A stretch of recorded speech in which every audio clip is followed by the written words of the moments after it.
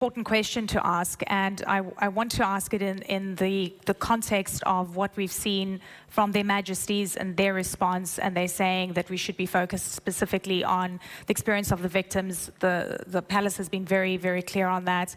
We've just heard some commentary from Prime Minister Keir Starmer as well, and bearing that in mind, and he's saying that there needs to be assistance for the victims. And I wonder what you think of this, because it is so close to home, clearly very difficult, and I know you've put in various plans in place to move the institution forward, but how are you coping with that? Well, with the best will in the world, I'm not sure this is the audience that is probably the least bit interested in that. So they all came here to listen to about education solving the future.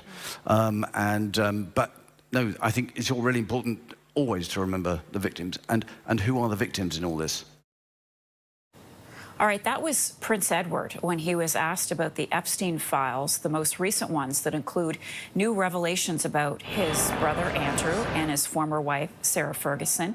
We learned that Sarah Ferguson was corresponding by email with Jeffrey Epstein while in prison. Joining me to discuss these latest developments is CTV's royal commentator, Afua Hagan. Afua, good morning to you. So that was the first time that we've heard, I believe, directly from Prince Edward that he has spoken about the Epstein scandal involving his brother. Interesting that he said that he didn't think the audience would want to know his thoughts. Many would beg to differ. Tell us more. Absolutely. When I heard him say that, I don't think this audience will be that interested, I thought, well, I think you're a little bit out of touch to say that, because this has been headline news since Friday, since we got the latest drop of the Epstein files. So there's a lot of people who are very interested in this. And yes, Prince Edward, the Duke of Edinburgh, saying that we should focus on the victims in this.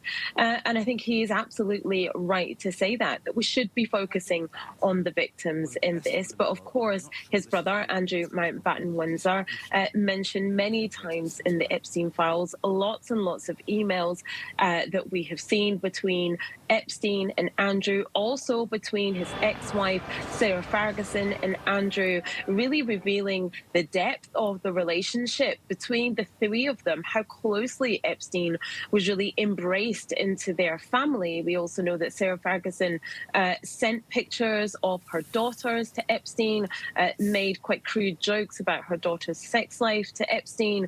We know that Andrew said he wanted to be Epstein's pet. Sarah said that Epstein should marry her. One email she signed off, "Just marry me." Like I say, what we really get is a real depth of the relationship between Epstein, Sarah, and Andrew, and how close they all were. And it's worth mentioning, Afua, that her charity, Sarah's Trust, has announced, in light of these new revelations, that it will close for the foreseeable future. So the fallout is real. That's right, and the fallout is continuing. I mean, last year, Sarah lost 6 patronages to different charities that she was involved with. Now, her own charity, Sarah's Trust, is being shut down. It was launched in 2020, and it was all about helping communities and grassroots organizations. But yes, they said that they had been considering this move over the past few months, but it will be shut down for the foreseeable future. As you so rightly said, the fallout from this is continuing. Afua, I want to squeeze in one last quick point with you, which I think is crucial. There's a lot of pressure on Andrew to testify as to what he knew, including from Keir Starmer. Will he do it, do you think? Yes or no? No, I don't think he will. I think he will remain to be protected, and I don't think he wants to be held accountable unless there are actual criminal charges leveled against him by the US government that forces him to come to the US and speak to the authorities as well as the US Congress by way of extradition. Unless I think that is put in place, then he won't do it. CTV's royal commentator, Afua Hagan. Thank you so much, Afua.